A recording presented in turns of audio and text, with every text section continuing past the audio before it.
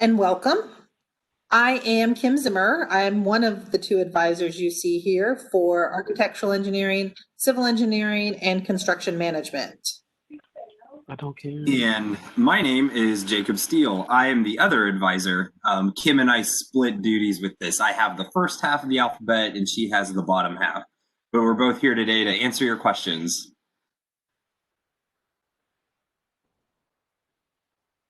Okay, we're going to go ahead and get started. Let me get our presentation.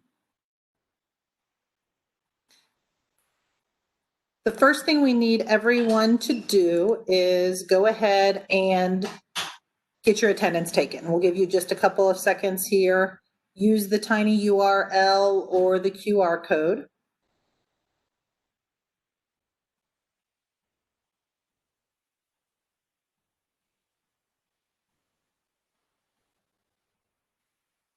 If you miss it, don't panic. It's on the last slide as well, and we will leave that up so you're able to take attendance as well. I'll give it a couple more seconds here.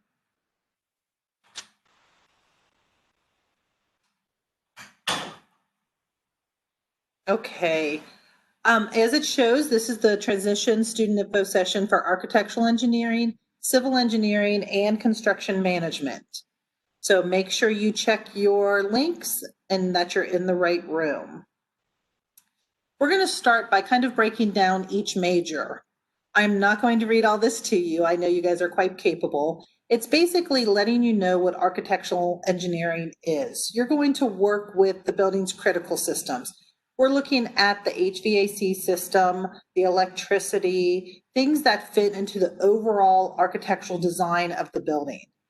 They are using the math and science that they use throughout all the classes to make sure that operation is working as well as it can in the surrounding environment. So what that means is you focus more on the internal parts of the design. This differs from the DAP students in architecture who are actually designing the building to look like a star. You're going to make sure all the systems in that building run correctly because it is shaped like a star and the way it is built on what type of material. It is a co-op program, so you do have co-op with it. And some of the career pathways you're looking at are HVAC system specialist, construction project manager, building inspector, and depending on whether you enter the AE program or not, some other pathways you could take are just architecture, liberal arts, or urban planning.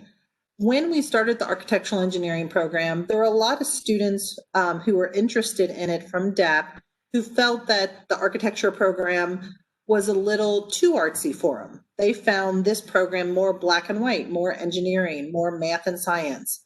So if you enter this program and find that you are more artsy, maybe you stay and you get your master's of architecture while you're in this program, or perhaps architecture is a better fit for you. Next, we have civil engineering. These are the students who are working on the design and construction of bridges, highways, tunnels.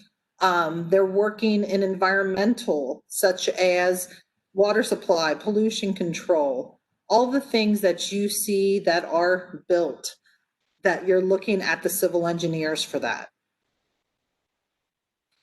Also a co-op program, we're looking at structural design pathways, construction project management, which as you noticed was also on the architectural slide, and lots of co-op opportunities, hands-on experience. And once again, the alternate pathways could be sociology, urban planning, urban studies.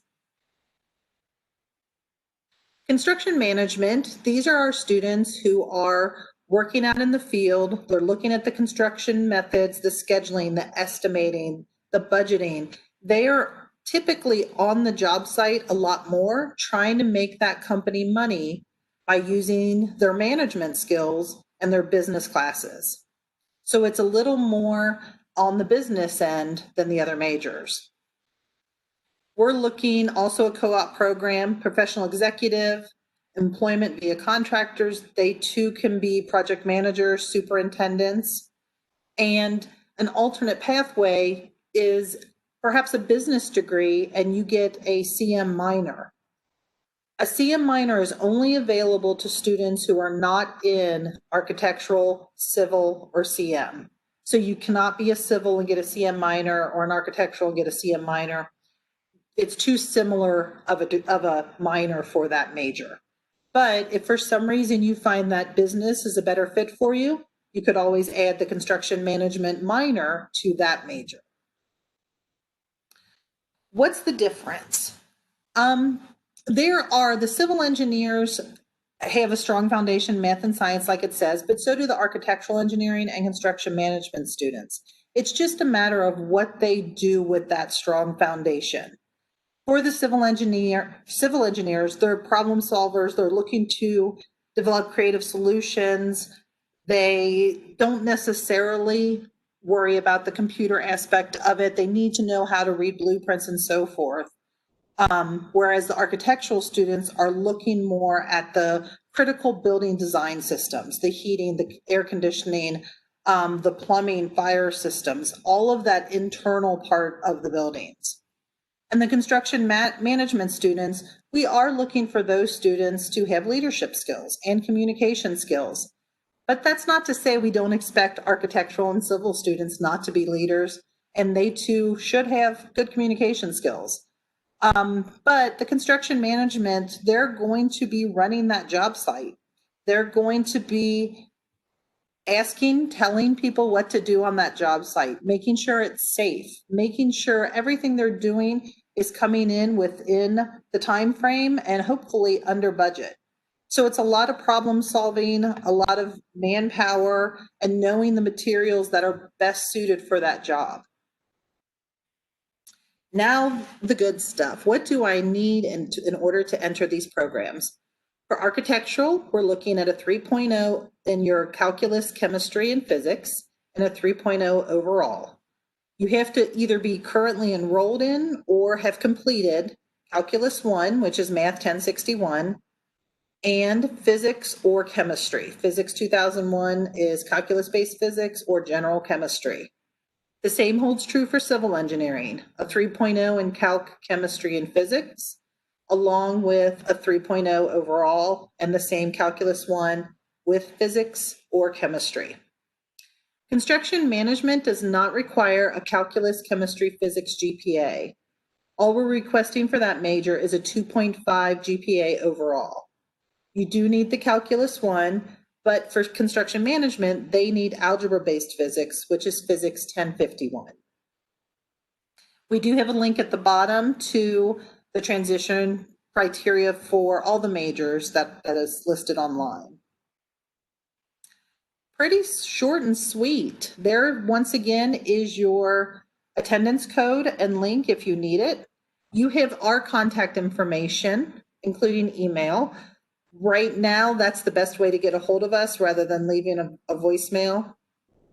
And my email, I just noticed, is not correct. That would be at uc.edu. We'll get that corrected for the next group. And then the link to our department in case you want to do any research about the programs above and beyond what we've showed you today.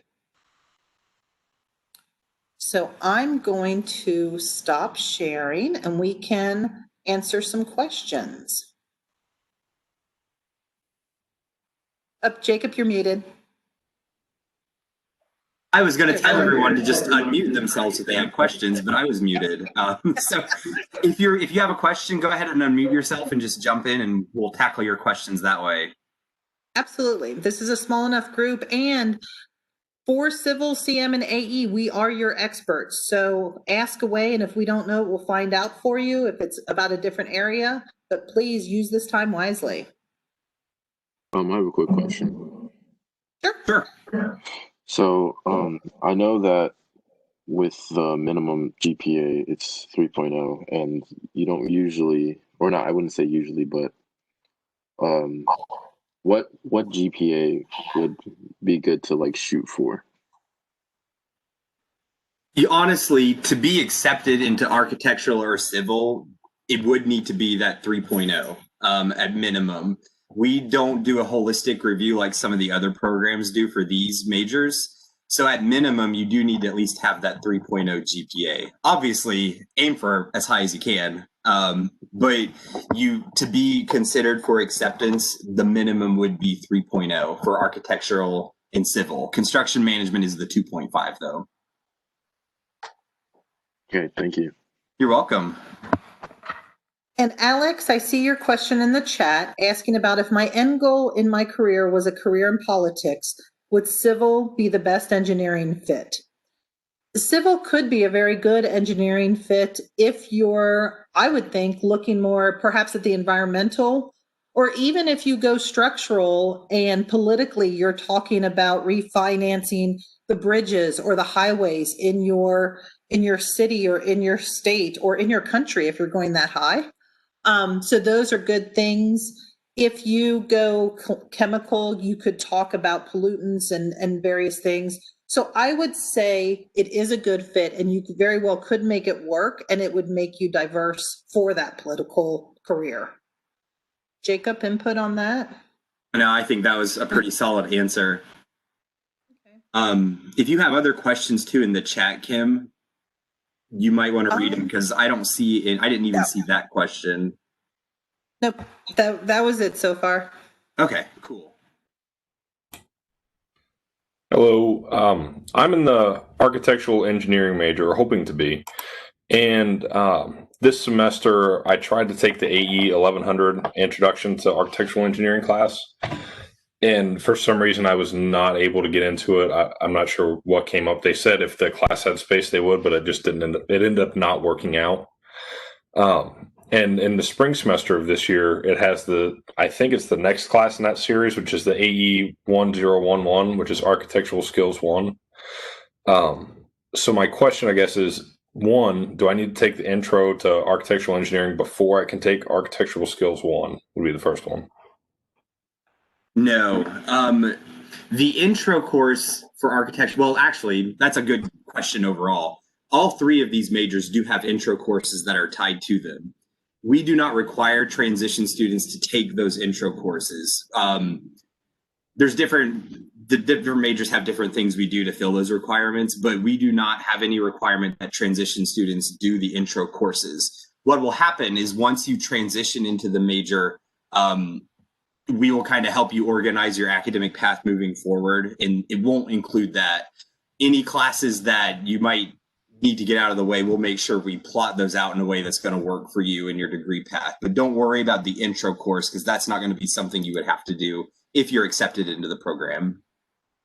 But it could be something if you wanted to do next fall and you have room and you just wanted it for your own information, you could. Jacob is 100% right. Most students won't take it then, but if you heard good things about the employer panels or something like that, you are able to take it if you had that interest. It's only offered in the fall, so you would actually have to wait till next fall, but we absolutely do not make you go back and take it. Okay. For your question about the AE, the class coming this spring, we allow our students to take, or we allow students not in our program to take our freshman level classes, which would have been the seminar this semester and the architectural skills coming up in the spring. I'm putting a link in the chat. That is a link to a request form. All you need to do is fill out the form and submit it. And come January, we will email you and say, here, I've given you permission to enter the class, or I'm sorry, the class is closed, we can't. So feel free you could fill that out now. If we accept you into the program, then we give you permission when we give you your acceptance letter saying we have given you permission for this class, go ahead and get scheduled. If you're not accepted, then you can still take it. You just have to fill out this form. And as just one more thing to add to that, one reason that we do wait till January is because our students that are in the major, they're going to get priority for registration for those classes. So if you submit that form and January comes around, there's still room in the class, then that's when we will give you permission. But it doesn't hurt to go ahead and do that now if that's something you want to look into. because if you're not accepted for the spring and you still want to take that class, if there's space at that point, we can get you into it. Yeah, and the other reason we wait till January is for hopefully you guys. We have to leave seats open for anyone we accept at the end of this semester. You guys get preference over those students who don't get a seat. Does that help, Mark? Okay. See another question. Says, I'm pretty sure Corinne answered this, but to clarify, I'm applying to CM. I have to have taken and passed physics before applying to CM. That is, yes, you would at least need to have taken physics 1051 and at least be enrolled in that class when you apply. You don't have to have the class complete. As long as you're enrolled at the time of application, then that would be fine. Does that make sense? And that's one of the reasons we wait until the end of this semester. If you're in the class in calculus or physics right now, we check your grade at the end of the semester. Good questions. These are all really good questions. Absolutely. Anyone else? We got a lot of time. Yeah, I have another question. Sure. So I tried to use the math and science GPA calculator that they provided for us in the chat for the previous meeting, but it's not working. Is there something that I can do in order to, or is there another source that I can calculate that? Is it not letting you type anything into the form? Is that the problem? Yeah, it's not letting me type into it. Is there an enable editing at the top that you need to hit? Sometimes depending on is there? Yeah, no, there isn't. Okay. I would suggest you send Corinne an email and let her know what's happening. The other thing, that would be your best bet to get this particular calculator to work. You can Google GPA calculators and put all the scores for all your math science that you think apply into that and see what it comes up to.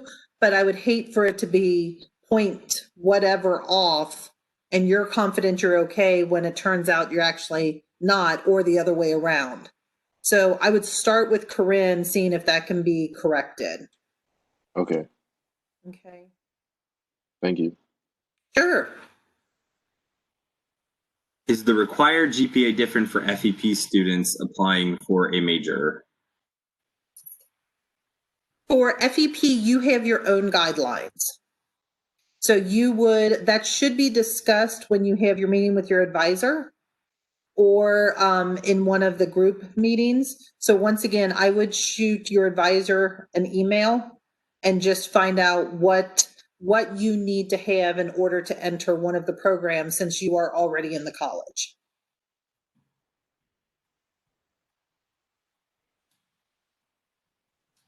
Anyone? And that's another thing too. Hopefully you all will be working with Jacob and myself, but neither of us try to impress ourselves by making up answers. So, or by not getting you to the best person for your question. So you want to make sure if someone's somewhere is telling you all about CM, that's wonderful, but you want to make sure you check with us to get the exact information, or civil or AE, just like I'm going to send you to financial aid to talk to them if you need to know specifically about your particular loan. You want the information from that expert. Something I can speak for, not to toot our own horn, but speaking for Kim and myself, I know that we're never going to give you an answer if we're not sure that it's the answer. And I know Kim's the same as me. We will, at least at minimum, we're going to find you someone who's going to have the right answer. Like if you don't even have if you don't know where to start, it doesn't hurt to ask us a question. If we don't know the answer, we'll at least point you in the right direction to get that answer. We're pretty straightforward. Yep. What else? You guys have asked some really good questions. I'm not seeing anything else in the chat. It doesn't sound like anyone's popping up. let's do this real quick. We've got 3 minutes. In the chat, can you let us know what majors you are applying to, whether it's AECM or civil, just out of curiosity for us? And we'll keep looking at questions too. How would we? While you guys are doing that, I do see another question popped up in the chat. Sorry, Kim, I didn't mean to interrupt That's you. okay. It's just, how would we know when to co-op? How wanna would take we it? know in the co-op? The truth with this is, if you're transitioning into the major, it may be a little different than some other students because it depends on what requirements that you're going to have complete at the time that you come into. So when you are assigned to either myself or Kim, when you're accepted to the major, we're going to work on helping you to build that schedule out. Your co-op could fall in some different areas. Like civil engineering, for example, they have a double co-op rotation. So their students, when you get into your like second year and on in that program, half the students are going to be in class while the other half are out on co-op, and then they switch rotations. So they just swap. So if you co-op in one semester, then the next semester you'll be in classes. With architectural and construction management right now, those are both on single rotations. So all students are either co-oping or they're in classes.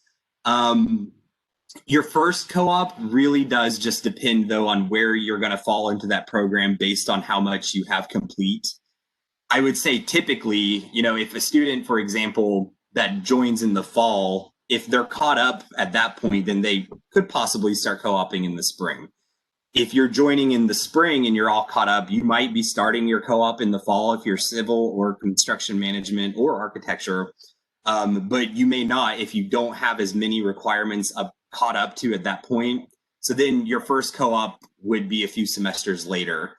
Basically, what your goal is, if you're brought into the program and you're not yet eligible to co-op, we're going to be giving you a couple semesters that you take to get whatever requirements out of the way that you still need to complete, so we can then certify you for co-op. I apologize that I don't have like a more solid answer on when that's going to be, because it really will vary from student to student. And I would say and I think this comes from being a parent, my quick and easy answer is you'll know when you co-op because we'll tell you. So when you get accepted, you're going to be here in the spring. And then you have to have a meeting with Jacob or myself, if whichever you're assigned to. In that meeting, we're going to go over, these are the classes you're going to take. This is what you're ahead. This is what you're behind. This is how it lays out. If things go well, this could be your first co-op. If things, you need more time, then this would be your first co-op. So we're going to go over all that with you, but it may not be until the middle of spring or in spring once you've been accepted.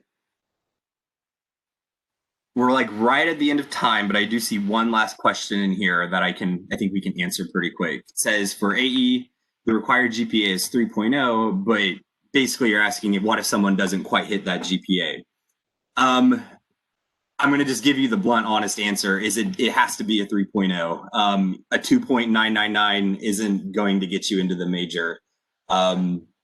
They do not do a holistic review like some of the others. So if you are interested in architecture, it will have to be that 3.0. And that goes for all our programs. Our department is confident that that's a good number, and they're looking out for the students who are able to make the 3.0, because what if we allowed one person who was a 2.9 who was but this is why, and that another person, perhaps yourself, didn't speak up and say, well, what about me? So to keep it fair to everyone, it's exactly a 3.0 or higher, and then a 2.5 or higher for CM. How hard is it to transfer between majors once in the college? It could be a little bumpy, but now that you've made the decision and you've done the application and you have us on your side, we are going to, if you're accepted into our major, we're not going to say, welcome, good luck, come see me if you need me. We're going to email you, please put these classes on your schedule, and then come see me next semester. And then now you're going to put these classes on your schedule. because we want you to succeed. And all our programs are demanding. And if you're accepted, you can do it. We know that part. You just need to know how to make it work. And we're going to help you with that part of it. And to be honest, not hokey, I hope, the way all of Jacob's students and my students, we've talked about this, have handled all the transitions you guys have been through right now anyway, changing a major, you're going to laugh at because it's going to be smooth compared to being online, not being online. So you've got the transition part. I wouldn't worry about it. Just use us. We are there for you. Yes, that's probably the best piece of advice I think we can give is to just use us with any questions that you have at all.